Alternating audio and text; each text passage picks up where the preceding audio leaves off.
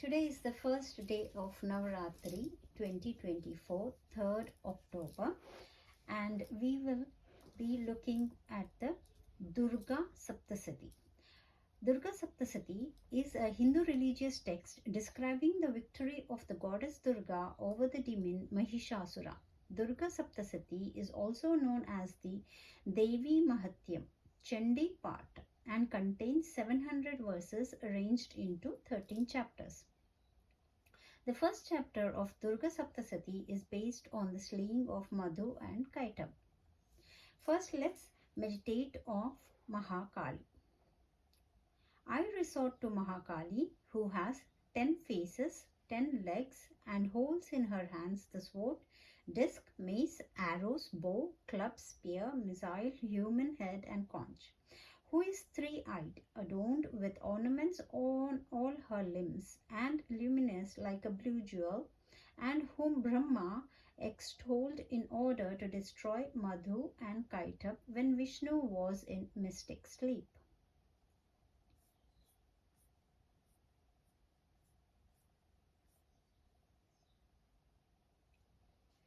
Durga Saptasathi, Chapter 1. Savarni. Savarni was so called because he was the son of Savarna, Surya's wife.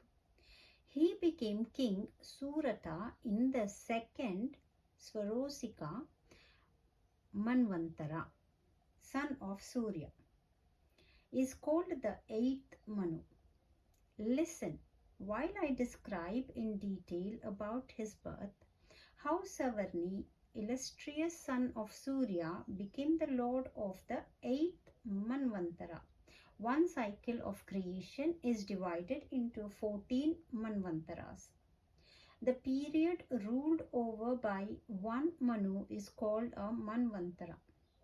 There are therefore 14 Manus as follows: Swayambhuva, Svarosika, Uttama, Tamasa, Raivata, Chaksusa, Vaivastva, Savarni, Daksh Savarni, Brahma Savarni, Dharma Savarni, Rudra Savarni, Deva Savarni, and Indra Savarni. By the grace of Mahamaya, one of the names of the Divine Mother, in former times there was a king named Surata, born of the Chitra dynasty, ruling over the whole world in the period of Svarosika. He protected his subjects duly like his own children. At that time, the kings who were the destroyers of the became his enemies. He, the wielder of powerful weapons, fought a battle with the destroyers of Kolas, but was defeated by them, though they were a small force. Then he returned to his own city and ruled over his one country. Then that illustrious king was attacked by those powerful enemies. Even in his own city, the king, bereft of strength, was robbed of his treasury and army by his own powerful, vicious, and evil disposed ministers. Thereafter, deprived of this sovereignty, the king left alone on horseback for a dense forest under the pretext of hunting. He saw there the hermitage of Medhas, the supreme among the twin-born, inhabited by wild animals which were peaceful and graced by the disciples of the sage. Entertained by the sage, Surata spent some time moving about in the hermitage of the great sage. There then, overcome with attachment, he fell into the thought, I do not know whether the capital, which was well guarded by my ancestors and recently deserted by me, is being guarded righteously or not by my servants of evil conduct. I do not know what enjoyments my chief elephant, heroic and always elated, and now fallen into the hands of my foes, will get. Those who were my constant followers and received favor, riches, and food from me now certainly pay homage to other kings. The treasure which I gathered with great care will be squandered by those constant spendthrifts who are addicted to improper expenditures. The king was continually thinking of these and other things. Near the hermitage of the Brahmana, he saw a merchant and asked him, "Who, who are you? What is the reason for your coming here? Wherefore do you appear as if afflicted with grief and depressed in mind?" Hearing the speech of the king, uttered in a friendly spirit, the merchant bowed respectfully and replied to the king. The merchant said, "I am a merchant named Samadhi, born in a wealthy family. I have been cast out by my sons and wife, who were wicked through greed of wealth. My wife and sons have disappropriated my riches and made me devoid of wealth. Cast out by my trusted kinsmen, I have come to the forest, grief stricken. Dwelling here, I do not know anything as regards good or bad of my sons, kinsmen, and wife. At present, is welfare or ill luck theirs at home? How are they? Are my sons living good or evil lives?" The king said, "Why is your mind affectionately attached to those covetous folk, your sons, wife, and others, who have deprived you of your wealth?" The merchant said, "This is very thought has occurred to me just as you have uttered it. What can I do? My mind does not become hard. It bears deep affection to those very persons who have driven me out in their greed for wealth, abandoning love for a father and attachment to one's master and kinsman. I do not comprehend, although I know it, O noble hearted king, how it is that the mind is prone to love even towards worthless kinsmen. On account of them, I have heavy sighs and feel dejected. What can I do, since my mind does not become hard towards those unloving ones?" Markandeya said, "Then, O Brahmana, the merchant Samadhi and the noble king together approached the sage Medhas, and after observing the etiquette worthy of him and as was proper, they sat down and conversed with him on some topics. The king said, "Sir, I wish to ask you one thing. Be pleased to reply to it. Without the control of my intellect, my mind is afflicted with sorrow. Though I have lost the kingdom like an ignorant man, though I know it, I have an attachment to all the paraphernalia of my kingdom. How is this, O best of sages? And this merchant has been disowned by his children, wife, and servants, and forsaken by his own people. Still he is inordinately affectionate towards them. Thus both he and I, drawn by attachment towards objects whose defects we do know, are exceedingly unhappy. How this happens? Then, sir, that though we are aware of it, this delusion comes. This delusion besets me as well as him, blinded as we are in respect of discrimination." The Rishi said, "Sir, every being has the knowledge of objects perceivable by the senses, and object of sense reaches it in various ways. Some beings are blind by day and others are blind by night. Some beings have equal sight both by day and night. Human beings are certainly endowed with knowledge, but they are not the only beings to be so endowed. For cattle, birds, animals, and other creatures also cognize and understand objects of senses.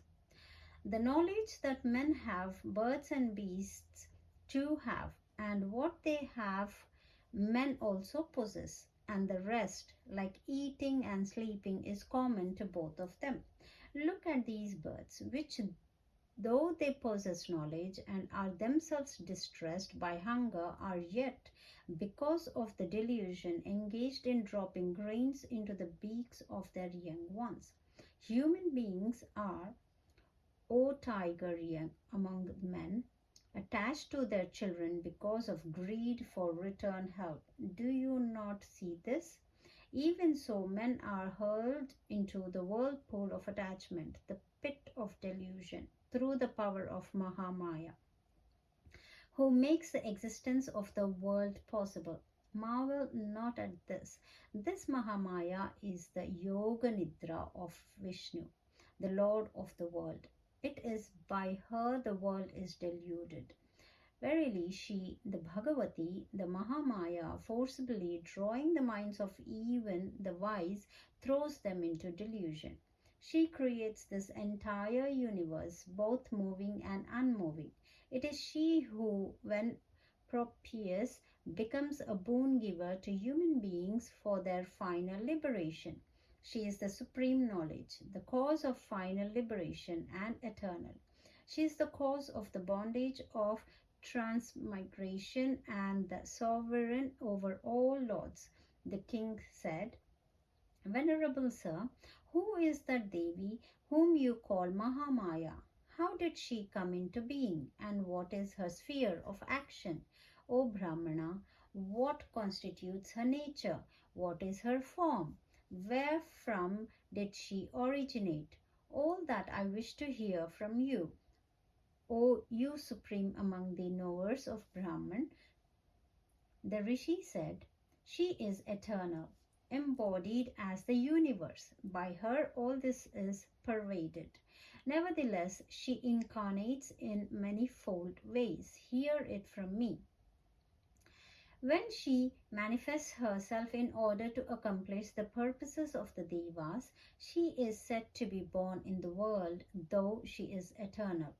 At the end of a kalp, when the universe was one ocean with the waters of the deluge, and the adorable Lord Vishnu stretched out on sea and took the mystic slumber, two terrible asuras, the well-known Madhu and Kaitab, sprung into being from the dirt of Vishnu's ears, sought to slay Brahma. Brahma, the father of beings, was sitting in the lotus that came out from Vishnu's navel. Seeing these two fierce asuras and Janardhanas asleep, and with a view to awakening Hari, that is Brahma, with concentrated mind extolled Yoga Nidra dwelling in Hari's eyes. The resplendent Lord Brahma extolled the incomparable goddess of Vishnu, Yoganidra, the queen of cosmos, the supporter of the worlds, the cause of the sustentation and dissolution alike. Brahma said, You are Swaha and Svadha. You are verily the Vasatkara and embodiment of Swara. You are the nectar, O eternal and imperishable one.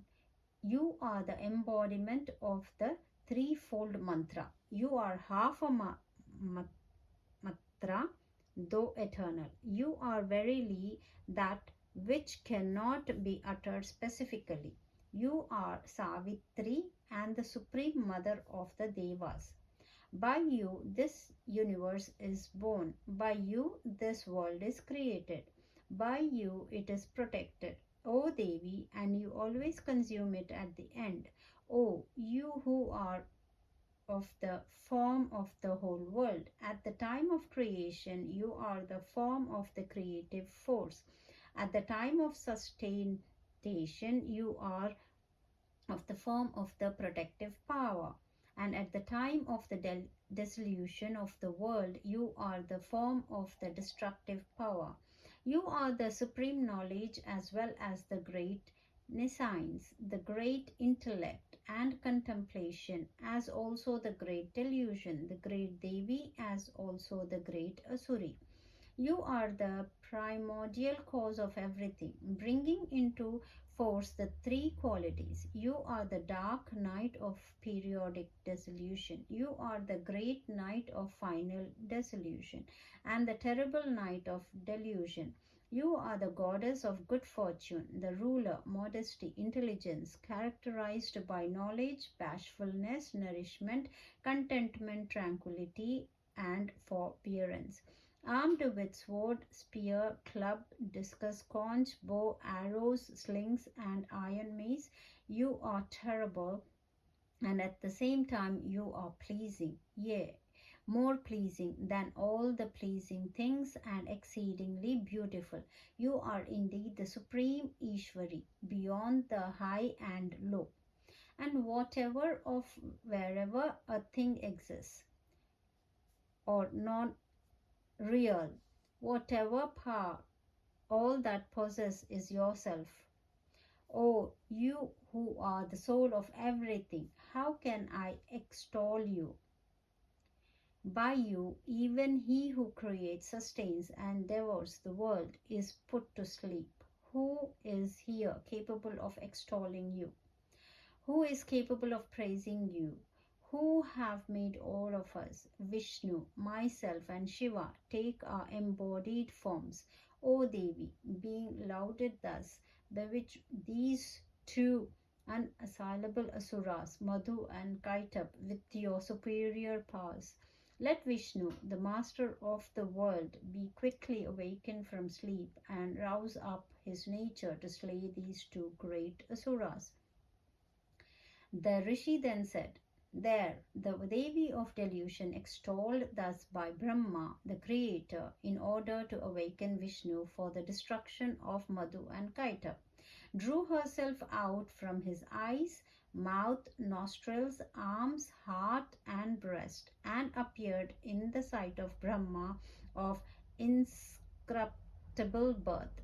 Janardana, Lord of the universe, quitted by her, rose up from his couch on the universal ocean and saw those two evil asuras, Madhu and Kaitab, of exceeding heroism and power, with eyes red in anger, endeavoring to devour Brahma.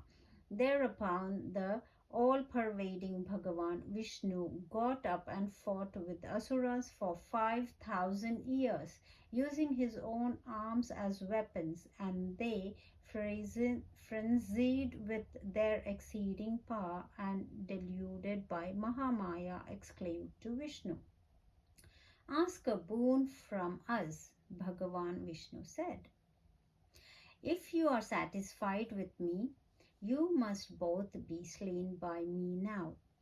What need is there of any other boon here? My choice is this much indeed. The Rishi said, those two asuras, thus bewitched by Mahamaya, gazing then at the entire world turned into water, told Bhagavan, the lotus-eyed one, slay us at the spot where the earth is not flooded with water. The Rishi said, saying, be it so. Bhagavan Vishnu, the great wielder of conch, discus, and mace, took them on his lions and there severed their heads with his discs. Thus, she, Mahamaya herself, appeared when praised by Brahma. Now listen again, the glory of this Devi, I tell you. Here ends the first chapter called the slaying of Madhu and Kaitab of Devi Mahatyama in Markandeya Purana during the period of Savarni the Manu.